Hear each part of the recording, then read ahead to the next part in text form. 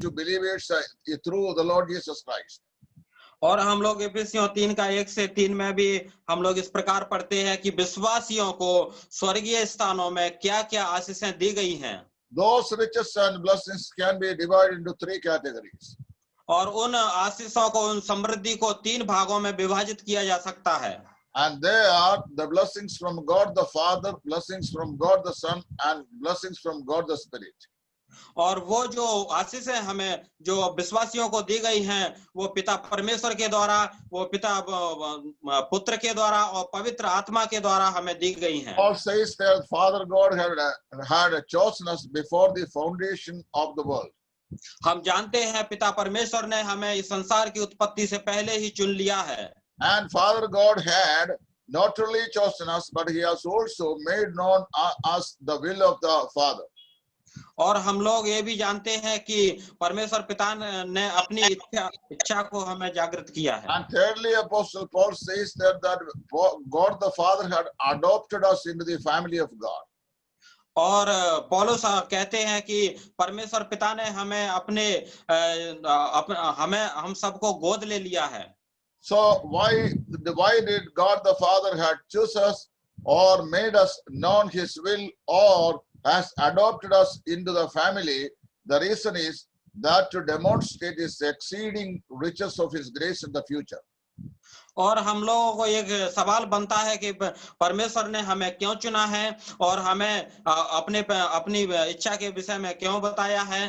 तो इसका यही निचोड़ निकलता है कि परमेश्वर ने अपने अनुग्रह को हमें दिखाया है। Then secondly, Apostle Paul says, what are the various blessings that God had given us through Jesus Christ our Lord? और पौलुस आगे बताते हैं कि क्या-क्या आशीषें वो परमेश्वर ने प्रभु यीशु मसीह में हमें दी हैं। Christ has redeemed us. और मसीह ने हमें छुड़ाया है। Christ has loved us. मसीह ने हमें प्रेम किया है। Christ has reconciled us to God. और परमेश्वर ने मसीह ने हमारा परमेश्वर से मेल मिलाप कराया है। And then Christ has given us the forgiveness of sin. और मसीह ने हमें पापों की क्षमा दी है। So redemption, the demonstration of the love, the forgiveness and reconciliation, all has been given to us in Jesus Christ. और परमेश्वर ने जो हमसे प्रेम किया है, जो हमें क्षमा किया है प्रभु यीशु मसीह में, और ये परमेश्वर का प्रेम है जो प्रभु यीशु मसीह के द्वारा हमें प्रकट किया है। The epistle of Ephesians is written to show that our relationship with Christ as the body of Jesus Christ. So we are the body of Christ. और इस प्रकार से जो इतना बड़ा प्रेम हमें दिखाया गया है, वो प्रभु यीशु मसीह का जो शरीर के द्वारा हमें दिखाया गया है। So let us ask the question here, why did Jesus Christ love us? और अभी हम देखेंगे कि प्रभु यीशु मसीह ने हमसे प्रेम क्यों किया है। The answer is for the glory of God.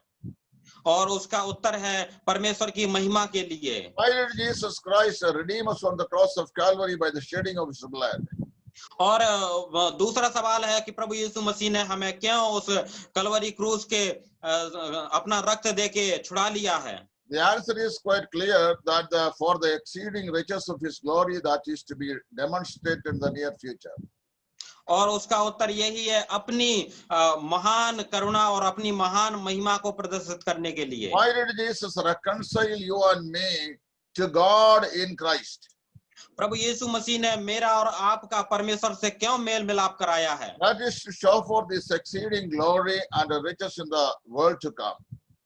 और उसका मतलब यही है कि परमेश्वर ने अपनी महिमा को हमारे जीवन में प्रकट किया है और आने वाले संसार में अपनी समृद्धि को हमें दिया है। Why did the Lord Jesus Christ give us the forgiveness of sin? और प्रभु यीशु मसीह ने हमें पापों की क्षमा क्यों दी है? The reason is that to demonstrate the church as the exceeding riches of His grace in the future. और उसका उत्तर यही है कि कलीसिया के पास उसकी महिमा का अनुग्रह और जो महिमा की समृद्धि है वो भविष्य में भी बनी रहेगी। Paul has explained the fourfold blessings we have in Christ Jesus there. और पौलुस ने 4 प्रकार की आशीषें जो विश्वासियों को मिली हैं उनका वर्णन किया है। Lastly, he says in Ephesians that we have been sealed by the Holy Spirit, and Holy Spirit is given to us as an earnest for the day of our glory. और चौथी बात को हम देखते हैं, हम पे पवित्र आत्मा की छाप लगाई गई है अंत के समय तक के लिए भी। So God is going to glorify the church in the near future.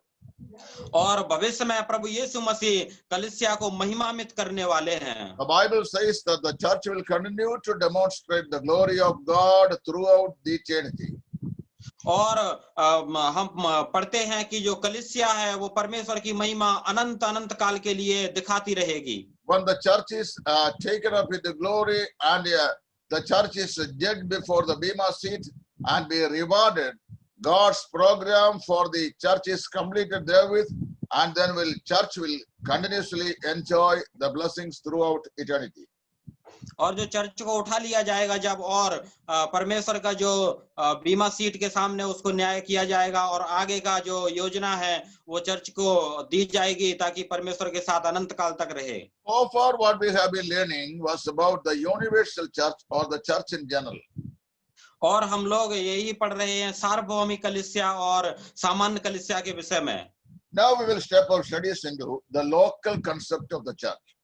और अभी हम लोग पढ़ेंगे स्थानीय कलीसियाओं के विषय में।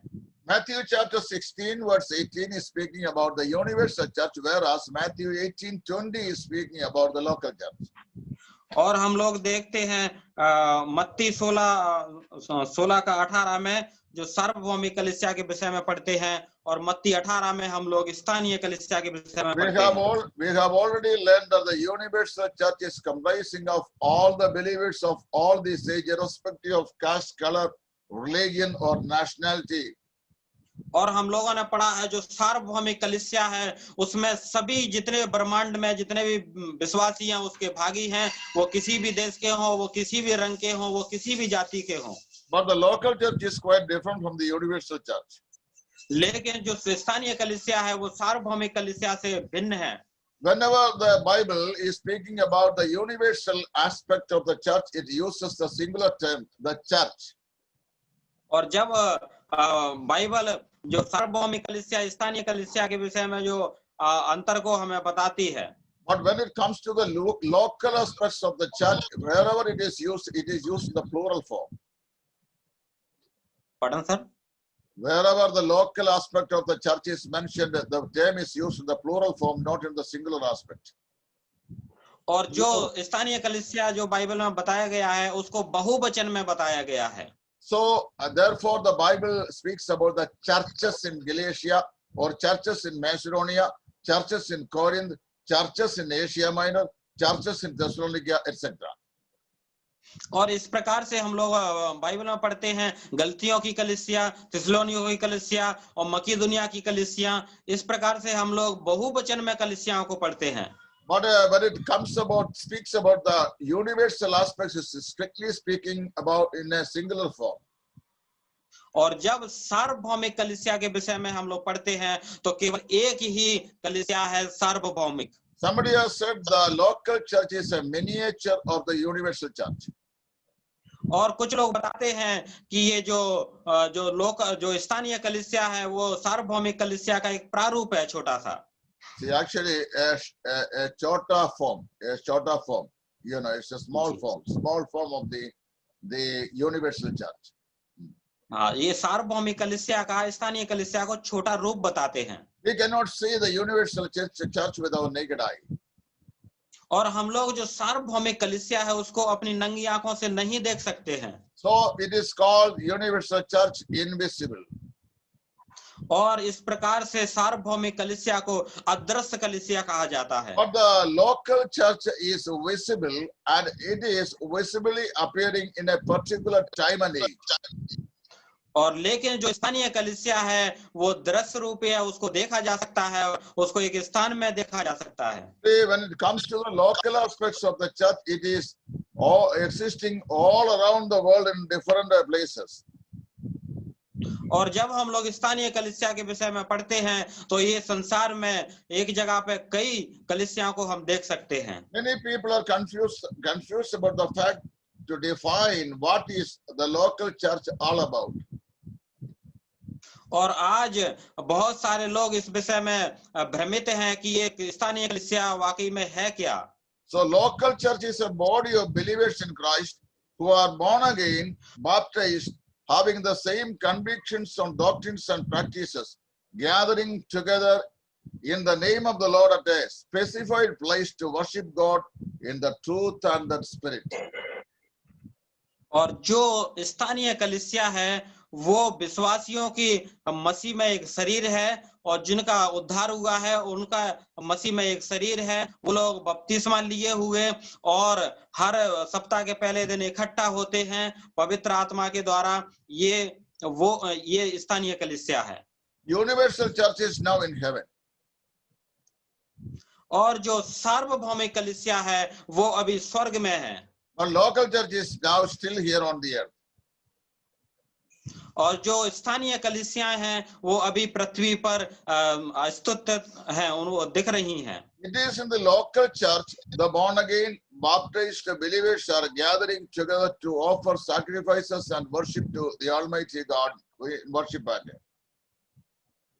और जो स्थानीय कलीसियां हैं जिनका उद्धार हुआ है, उन्होंने बपतिस्मा लिया है और परमेश्वर की महिमा के लिए भेंट चढ़ाने के लिए, परमेश्वर की स्तुति करने के लिए इकट्ठा होते हैं। Universal church is actually consisting of all born again believers only.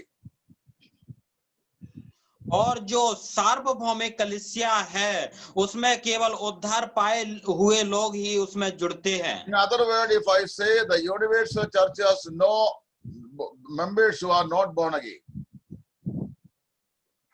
और जो जिनका उद्धार नहीं हुआ है वो सार्वभौमिक कलीसिया के सदस्य नहीं है। The universal church has members from all the different local churches of the world.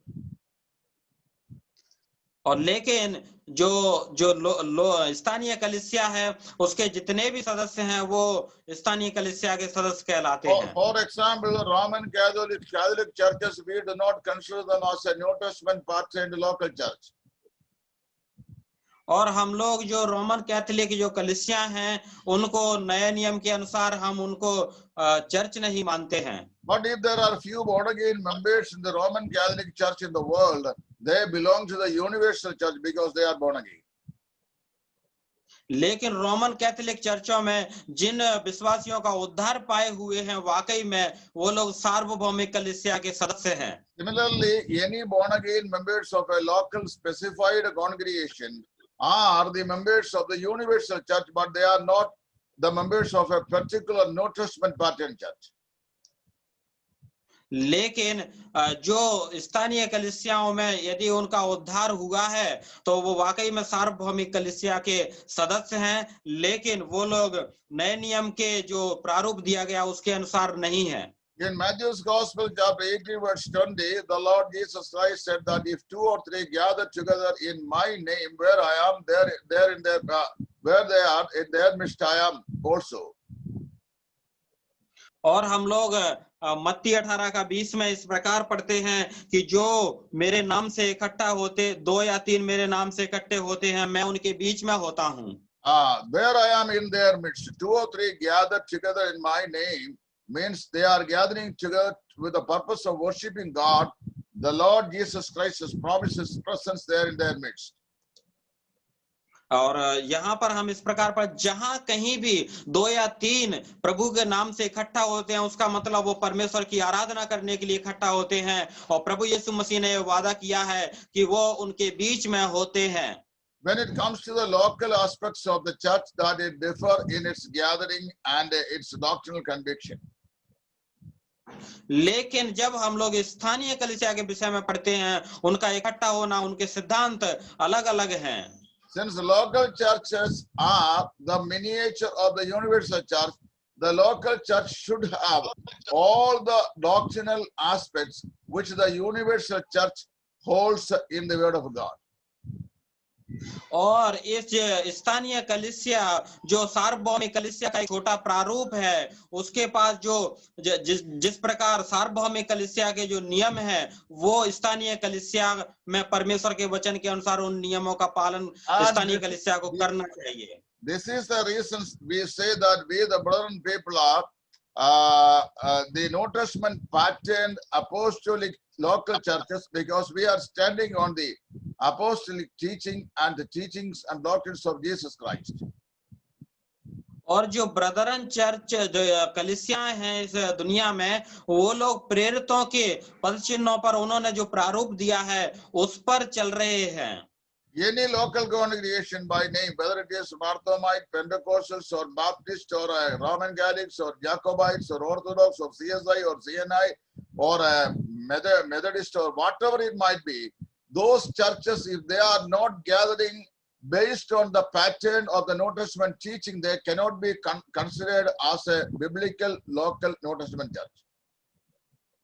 और जितने भी इस संसार में कलीसियाएं हैं, जैसे लूथरन है, पेंटिकोस्टल है, मर्थोमा है, जैकोबाइट्स है और सीएनआई, सीएसआई जितने भी हैं, यदि वो लोग नए नियम के अनुसार जो नियम कलीसिया के बताए गए हैं उसके अनुसार वो इकट्ठा नहीं होते हैं, तो उन्हें अपोस्टोलिक जो प्रेरितों की जो प्रारूप ठहराया उसके अनुसार हम नहीं कह सकते हैं. But there is a danger with the Christendom today.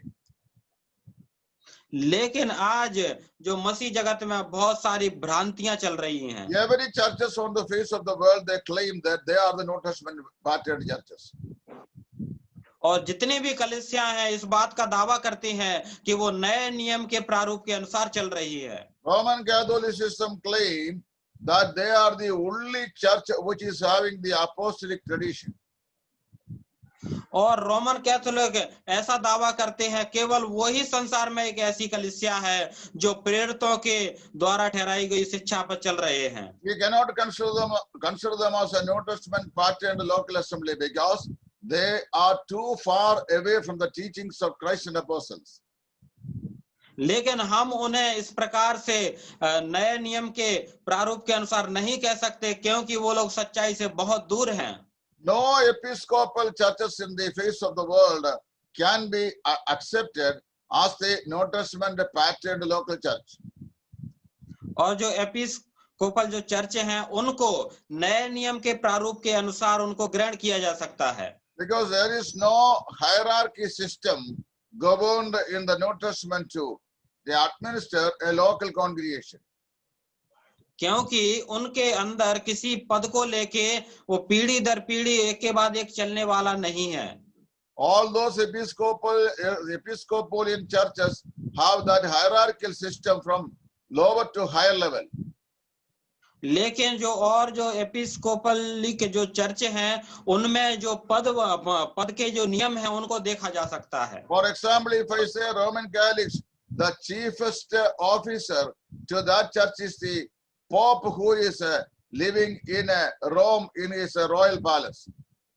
और जिस प्रकार से एक उदाहरण के लिए हम देखें जो रोमन कैथोलिक चर्च हैं उनकी एक जो सबसे मुख्य पद भार को संभाले हैं उनको पॉप कहते हैं, वो रोम में स्थापित हैं. And he introduced himself as the vicar for Christ, though he is standing between Christ and believers, supplicating for the believers on behalf of them. और वो अपने आप को इस प्रकार से प्रदर्शित करते हैं कि वो मसीह और विश्वासियों के बिचवई हैं. Bible doesn't say such a vicar in the Bible, but rather it says that we have only one mediator between God and man, the man Christ Jesus. लेकिन बाइबल हमें ऐसा कभी नहीं सिखाती है कि मसीह और विश्वासियों के बीच में कोई बिचवई है, लेकिन ये सिखाती है परमेश्वर और विश्वासियों के बीच में कोई बिचवई है तो वो मसीह यीशु है. So under the highest office of Pope, that there is cardinals, then comes to bishops, then comes to archbishops, then comes to priests, and then the last category of people are the laity believers. और इस प्रकार से जो मुख्य पदभार pop का है उसके बाद फिर आर्च बिशप, छोटा बिशप, फिर उसके बाद जो पुजारी है वहां का पादरी, फिर लास्ट में सबसे आते हैं विश्वासी. So we the brethren have no popes as such in our community. इस प्रकार से ब्रदरन जो कलीसिया हैं उनमें कोई पॉप नहीं है. If anyone who claims that I am the pope of the brethren, that he shall be buried on the ground soon. और यदि कोई ऐसा दावा करता है हमारे ब्रदरन कलीसिया में कि वो ब्रदरन का पॉप है तो उसको तुरंत ही जमीन में गाड़ दिया जाएगा. Some people may be dreaming to become popes in our community, but it is impossible so long that the church is standing in the New Testament pattern. और जब तक कुछ लोग ऐसा विचार करते हैं कि हम ब्रदरन में भी हमारे एक बहुत बड़ा पद हो, हम उनके मुख्य बन जाएं, तो जब तक ये न्यू टेस्टामेंट नए नियम का जो प्रारूप चलता रहेगा, ब्रदरन में ऐसा होना असंभव है। Neither we have the archbishops or bishops or cardinals or priest or any officers as such. और चाहे जब तक ऐसे जो आर्च बिशप हैं और जो पादरी हैं, ऐसी जो पद बने रहेंगे। Very recently I had to ask a brother that, are you the bishop of over my office which God has given me? I asked him. और एक भाई से मैंने पूछा कि आप मेरे ऊपर बिशप हैं क्या? Bible says that we are all believers in Jesus Christ. लेकिन मैं उनसे कहूंगा कि हम सब मसीह यीशु में विश्वासी हैं। There is no hierarchy, officers and lighty business in the local New Testament church. और ये जो नए नियम में जो चर्च का प्रारूप बताया है, उसमें कोई बड़ा पद छोटा पद नहीं है। The New Testament church has to have its doctrinal foundation and practical aspects based on the teachings of the apostles, as we see in the book of Acts and the other epistles. नया नियम की जो कलीसिया हैं, वो नए नियम के आधार पर जिस प्रकार जो प्रेरितों ने हमको सिखाया है, जो हम लोग प्रेरितों के काम में पढ़ते हैं, उसके अनुसार होना चाहिए। In the book of Acts that we see, chapter 2, we see the 7 foundational truths the local church has to keep up in the local gathering. और इस प्रकार से हम जो नए नियम के प्रारूप में पढ़ते हैं कि नए नियम में जो चर्च है वो आराधना के लिए इकट्ठे होते थे। Every local church members are to be born again believers. और जो स्थानीय कलीसियाओं के जितने भी विश्वासी हैं, उन्हें उद्धार पाए हुए विश्वासी होना आवश्यक है। If somebody is not born again, then he is not the member of a local congregation. और यदि कोई भाई या बहन वो उद्धार पाए हुए नहीं है, तो स्थानीय कलीसिया के वो सदस्य नहीं हो सकते हैं। Acts chapter 2 tells us that those who have heard the message from Apostle Peter, when they having been pierced in their heart, they accepted the Lord Jesus Christ, and those accepted Christ were witnessed the Lord in water of baptism around 3,000 in the first day itself. और लूका इस प्रकार से कहते हैं, जिन्होंने मसीह के जो सुसमाचार को सुन के मसीह को ग्रहण किया और बपतिस्मा लिया, वो चर्च में जुड़ जाते थे। जिस प्रकार हम देखते हैं कि एक दिन में 3,000 विश्वासी कलीसिया में जुड़ गए। According to the New Testament, the local church members are first of all born again, and then baptized, and then separated, and then those who follow the teachings and practices of the apostles, and those who are maintaining the fellowship between the brethren, and so on and so forth. We have 7 aspects mentioned in the book of Acts chapter 2. और हम लोग पढ़ते हैं जो स्थानीय कलीसिया में जुड़ने के लिए वो उद्धार पाया हुआ होना चाहिए, उसका बपतिस्मा होना चाहिए, और जो वचन बताए गए हैं उनके अनुसार चलने वाला होना चाहिए। इस विषय में हम लोग 7 बातों को आगे देखेंगे। Some time back when I was taking a Bible class on Christian baptism in a small gathering. और कुछ समय में एक छोटे से जो सभा होती है उसमें भी मसीह के बपतिस्मा के विषय में अध्ययन लेता हूँ। Some youngsters, they wanted to witness the Lord in the water of baptism. और कुछ जवान भाई बहन जो मसीह का जो पानी का बपतिस्मा लेना चाहते हैं। As I was taking up the class, one brother asked me a question. A newcomer asked me a question, sir, is it mandatory that everyone should be baptized in a local church? और जब मैं एक बार इस अध्ययन को ले रहा था भाइयों के साथ में, तो एक जवान भाई ने मेरे से पूछा, क्या ऐसा अनिवार्य है कि सभी को पानी का बपतिस्मा लेना चाहिए? I said it is a commandment of Jesus Christ according to Matthew chapter 28 verse 19. So every believer who have every person who have accepted the Lord has to witness the Lord in water baptism.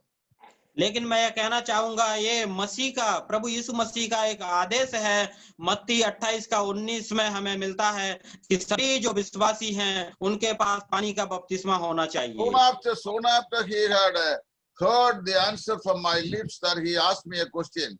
How about the thief on the cross, that he was never baptized?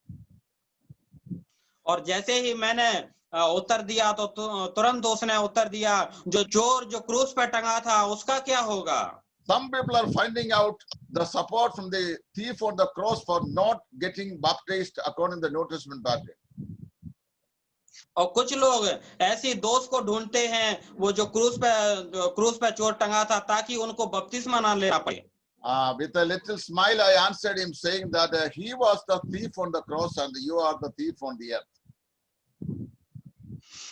और मैं इस हंसी के साथ मैं कहना चाहूंगा, वो क्रूस पर लटका हुआ चोर था, आप पृथ्वी पर चोर हैं। Therefore, he doesn't want to baptize himself in the water. इसीलिए वो इस दुनिया में रहते हुए पानी का बपतिस्मा नहीं चाहता है। There are some churches in the world who are born again, but they are unwilling to get baptized. और इस दुनिया में कुछ उद्धार पाए हुए चोर हैं, वो लोग पानी का बपतिस्मा लेना नहीं चाहते हैं। Such one's salvation to be suspected. और इस प्रकार से उन लोगों के उद्धार पे शक किया जा सकता है। If you are really born again, you will be willing to witness the Lord in water of baptism. यदि आप सचमुच में ही उद्धार पाए हुए हैं, तो आप जरूर पानी का बपतिस्मा लेने के लिए तैयार रहेंगे। See, but we know that the people who are gathering in a local congregation are subjected to the headship of Jesus Christ, whereas they follow what the Lord Jesus Christ has commanded us to do so.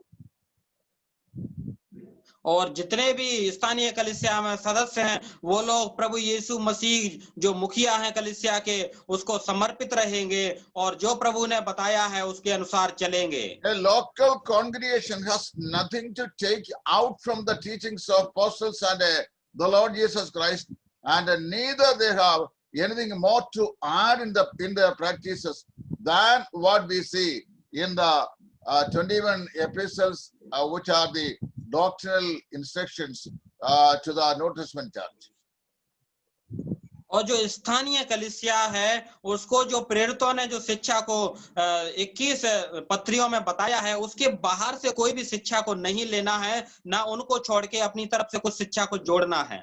The candlestick in the book of Revelation chapter 1, Apostle John had seen in the island at Patmos is a true picture, an excellent picture of the local churches.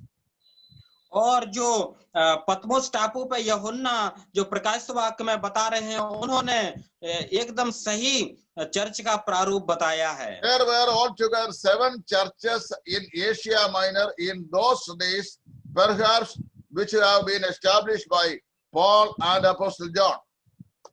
और हम लोग देखते हैं प्रकाशित वाक्य में 7 चर्चों के विषय में जो प्रेरित यूहन्ना ने स्थापित किया है।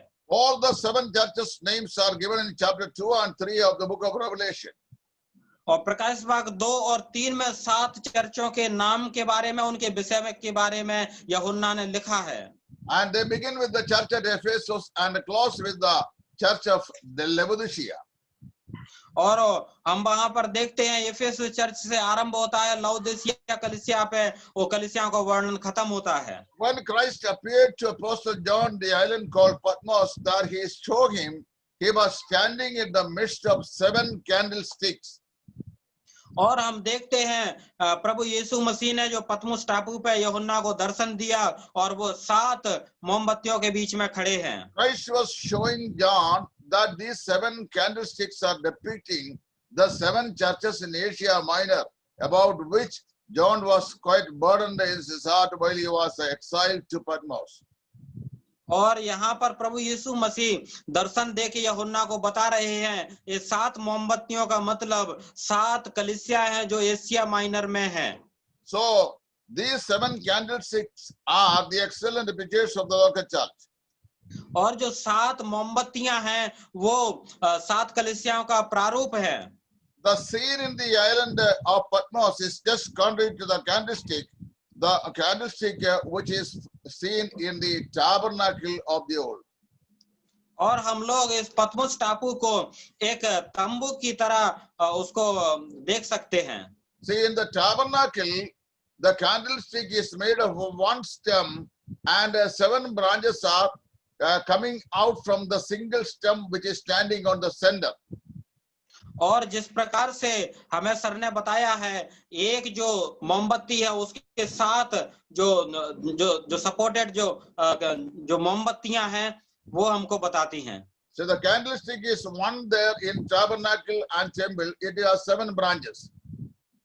और जो तंबू में एक जो मोमबत्ती है वो बीच में है, उसके बाद में जो उसकी शाखाएं, अलग जो मोमबत्तियां उसकी शाखाएं But हैं. the candlestick what we see in the book of Revelation are not the one single candlestick, but all the ones which are spoken there are 7 different candlesticks. लेकिन जो प्रकाश वाक्य में एक मोमबत्ती को नहीं दिखाया गया है, लेकिन 7 जो मोमबत्तियां हैं वो भिन्न भिन्न है. And the candlesticks are 7 in number, and Christ is standing in the midst of these 7 candlesticks. और हम देखते हैं जो मोमबत्तियां हैं वो गिनती में 7 हैं, लेकिन बीच में प्रभु यीशु मसीह खड़े हुए हैं. This analogy is speaking another Christian truth. और ये जो विश्लेषण है वो एक मसीहत की सच्चाई को दिखाता है. Each candlestick of the 7 are related one the another in relation to the Christ who is standing in their midst. और जो 7 मोमबत्तियां हैं वो एक दूसरे के संबंध को दिखाती हैं, और वो मसीह से जुड़ी हुई हैं जो बीच में खड़े हुए हैं. Each local church the Lord consider as a burning candlestick. और जो प्रत्येक स्थानीय कलीसिया का जो मेन मुखिया है के रूप में वो मसीह को दिखाता है. Each candlestick might actually reflects its light and rays, so long that the candlestick is standing in a respective place. और जब तक जो बीच में जो मोमबत्ती खड़ी हुई है, जो प्रभु यीशु मसीह खड़े हैं, जो स्थानीय कलीसियाओं को अपनी रोशनी, अपने कार्यों को दिखाना पड़ेगा. The first candlestick was speaking about the church at Ephesus. और जो पहली मोमबत्ती है वो एफेसुस के चर्च के विषय में बताती है. This church had a particular problem in their midst. और उनके बीच में एफेसुस चर्च में अलग जो समस्याएं हैं उसको बताती है. The church had lost its first love. और वो चर्च ने, वो कलीसिया ने क्या किया, अपने पहले प्रेम को खो दिया है. Now the Lord has been giving the admonition to this church to reinstate their first love and come back to from their fallen state. Otherwise, he shall soon appear and will remove the candlestick from its midst.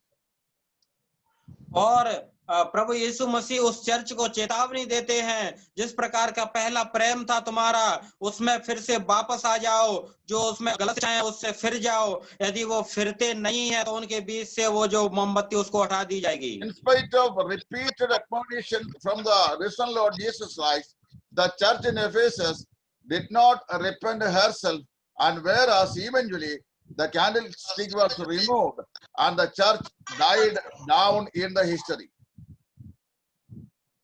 और इस प्रकार से हम देखते हैं कि Ephesus church ने उसका जो पश्चाताप नहीं किया अपने पीछे जाने का, और हम पढ़ते हैं कि उसको जो मसीह जगत से उसको हटा दिया गया है. The city of Ephesus, which we see in the book of Revelation and in the book of Acts chapter 19, geographically speaking, is the modern Turkey, which is in the Middle East. और हम लोग जो प्रेरितों के काम में एफिसियों को पढ़ते हैं और प्रेरितों के काम 19 में जो पढ़ते हैं वो वर्तमान काल की स्थिति को बताता है. We know from the history that the church did not repent of her sin and was not willing to reinstate of her fallen state, whereas the candlestick was extinct and the candlestick was removed from the midst of the church, and there is no church at all in Ephesus now. और हम लोगों को इतिहास बताता है कि Ephesus जो कलीसिया है उसने अपने पापों से पश्चाताप नहीं किया, अपनी गलत धारणाओं से वो बाज नहीं आए, और आज के समय में एफेसस में कोई कलीसिया नहीं है. So each believer is a member of the church in 3 different ways. और प्रत्येक कलीसियाओं के जो सदस्य हैं उनको 3 भागों में बताया गया है। Each believer is a member of the body of Christ according to Ephesians chapter 5 verse 30. और पहला जो है प्रत्येक विश्वासी चर्च का सदस्य है। इफिसियों 5 का 30 में हम पढ़ते हैं। Each believer is a member one another in a local congregation. और एक एक ऐसे ही करके सभी विश्वासी स्थानीय कलीसियाओं के सदस्य हैं। Romans chapter 12 verse 5 we read that. और रोमियो 12 का 5 में हम लोग पढ़ते हैं। At the same time that each member is a member of the local congregation too.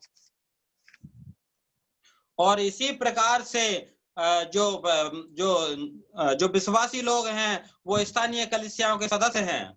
Since the local churches are the miniature of the universal church, each local church should have the following qualities which I am going to describe now. और जो स्थानीय कलीसिया है वो सार्वभौमिक कलीसिया का एक छोटा प्रारूप है, और जो हम आगे पढ़ेंगे वो स्थानीय कलीसियाओं को उस प्रकार के नियम फॉलो करना चाहिए। Each local church, irrespective of the place where they are gathering, must have the following characteristics or qualities which I am going to present you now. They are 6 in number. और प्रत्येक स्थानीय कलीसिया को जिस प्रकार से हम लोग प्रारूप पढ़ने जा रहे हैं उनको उसका पालन करना चाहिए। वो 6 प्रकार से है।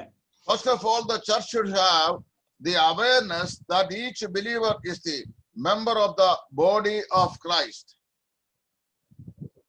और चर्च को ये याद रखना चाहिए कि प्रत्येक जो सदस्य हैं कलीसिया में वो प्रभु यीशु मसीह की शरीर के भागी हैं। Every members of the church should be aware to the fact that they are the members of the living body of Christ.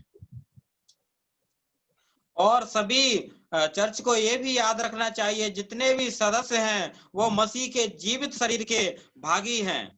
Ephesians chapter 4 and Acts chapter 2 verse 47. और इफिसियों 4 का 4 और प्रेरितों के काम 2 का 44 में हम पढ़ते हैं। And the second thing is that the church should have the awareness that Christ is the head of the body. Ephesians 5:23. और हम लोग इफिसियों 5 का 23 में हम पढ़ते हैं कि जो मसीह है वो इस शरीर का मुखिया है। And thirdly, the church should have the awareness that the Holy Spirit as the representative of Christ is present always in the midst of the church. और इसी प्रकार से हम लोग पढ़ते हैं कलीसिया में जो मध्यस्थी है वो मसीह यीशु है। In the physical absence of Jesus Christ after his resurrection, the Holy Spirit of God has been laid on the responsibility to guide the local churches until it has come to the maturity of the head. और भौतिक रूप से जो प्रभु यीशु मसीह अनुपस्थिति है, लेकिन पवित्र आत्मा को वो जिम्मेदारी दी गई है ताकि वो स्थानीय कलीसियाओं की अगुवाई करे। Therefore, the one who now leads the local church is not the elders or the deacons or evangelists, but they are actually being guided by the chief guidance of the Holy Spirit of God, who have his invisible presence in the midst of the church. आज कलीसियाओं में जो अगुवे लोग हैं, जो अध्यक्ष लोग हैं, वो खुद ही उसको नहीं चला रहे हैं, लेकिन वो पवित्र आत्मा की अगुवाई से कलीसिया को चलाते हैं। Recently, I was reading a book written by an American author. और एक जो पुस्तक को जो अमेरिका के लेखक ने लिखा है उसको मैं पढ़ रहा था। And it was a book on book of Revelation. It was a book on book of Revelation. Book of Revelation. और ये पुस्तक प्रकाश वाक्य के विषय में थी। Revelation chapter 3 verse 20, Jesus says that, behold, I stand at the door and knock, that if any man come and open the door, I will come in and serve with him, he with me. और हम लोग प्रकाश वाक्य 3 का 20 में पढ़ते हैं, देख मैं द्वार पर खड़ा हुआ खटखटाता हूँ, यदि कोई मेरा शब्द सुनकर उसको द्वार को खोलता है तो मैं अंदर आके दूंगा। We all interpret that particular verse as if Jesus Christ is standing at the door of our heart from outside and knocking to enter in. इस वचन के अनुसार प्रभु यीशु मसीह हमारे हृदय के बाहर खड़े हैं और खटखटा रहे हैं। But this author, in a humorous way, that he was presenting that Jesus was not standing out, but he was standing inside the congregation and was standing at the entrance door knocking, because people have closed him in the church and because of their strife among them. और इस प्रकार से उस लेखक ने बताया है प्रभु यीशु मसीह बाहर नहीं लेकिन कलीसिया के अंदर खड़े हुए हैं और अंदर के द्वार को वो खटखटा रहे हैं जो विश्वासियों ने बंद कर दिया है। And they were having the meeting without his presence in their midst. और वो लोग प्रभु यीशु मसीह की उपस्थिति के बिना ही वहां पर सभा कर रहे हैं। They had already locked the front door, so Jesus was knocking at, please open, let me go out. और जो सामने का जो दरवाजा है वो उन्होंने बंद कर दिया और प्रभु यीशु मसीह ये खटखटा रहे हैं कि मुझे बाहर जाने दो। And this is the situation of many churches of these days. और यही दशा है आज के कलीसियाओं की। So we have learned that each church should have the awareness that each believer is the member of the body of Christ. इसी प्रकार से सभी कलीसियाओं को ध्यान रखना चाहिए जितने भी कलीसिया में सदस्य हैं वो कलीसिया के वाकई में सदस्य हैं। And the church should have the awareness that Christ is the head of the body. और चर्च को ये भी याद रखना चाहिए कि उनके चर्च का मुखिया प्रभु यीशु मसीह है। Church should have the awareness that the Holy Spirit is a representative of Christ and to represent always. और चर्च को कलीसिया को ये भी याद रखना चाहिए कि जो पवित्र आत्मा है वो प्रभु यीशु मसीह को दिखाने के लिए ही स्थापित है। And fourthly, the church should be aware to keep the wholeness of God and therefore should maintain the discipline within the church.